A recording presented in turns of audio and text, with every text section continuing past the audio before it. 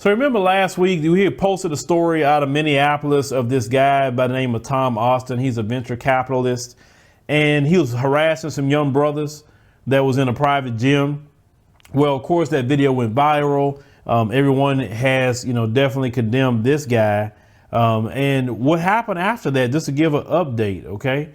So the guy by the name of Stuart Ackerberg, the CEO of Ackerberg Group, owns the Mosaic East building that houses office space for both parties, for the brothers and for the Tom Austin guy. He said he told the Minneapolis Star-Tribune that he was devastated that this happened on his property, and he had to terminate Austin's office lease. He said he admitted to the newspaper that by the time he saw the footage from the confrontation, he was already feeling heartbroken after seeing the George Floyd video. He said, "My heart hurts, and this is how we do business," Ackerberg stated. He said, "I'm alarmed by what I saw." He said Ackerberg also confirmed that the young men indeed belonged there and used 2 key fobs to enter the gym. He said he assumed that their guests were also company employees, thus free to use the facility. Now, I said the property owner says that he personally spoke to Austin on Wednesday about the incident. He said, "I shared with him that I did not think it was handled well, and saying there are other ways to go about this." He said, "It's unfortunate. Our goal is to create a safe and inviting experience for everybody."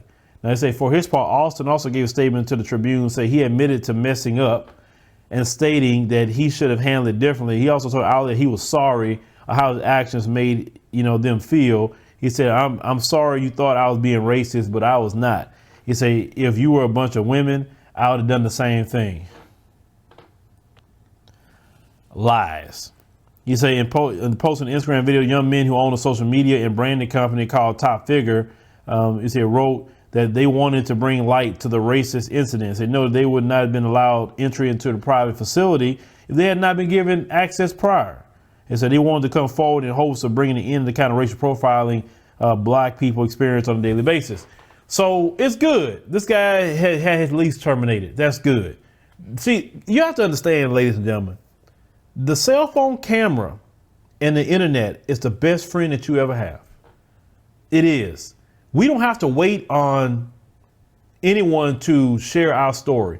And when you put it on the internet and you share it, you tag it with certain people as well, and they pick up on it and with their platforms and they share it, like I said, trust me, nothing would have happened to this guy if this brothers would have just let that go. If they would have never filmed this.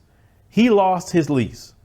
And I love to see a consequence happen. See, racism has to be met with consequences. If you sit up there and allow them to get away with that or say, "Oh, well, I don't want to deal with that." No, always put them on blast. But leave me a comment that knows anything about the situation with our young brothers, put them on blast in this climate of George Floyd and the anger and hurt and devastation people feel. I mean, these people, let's say, they're so stuck on stupid. A lot of them, they are, because even though they'll see this climate, they still will treat us racist, which is fine because I understand that's part of who a lot of them are.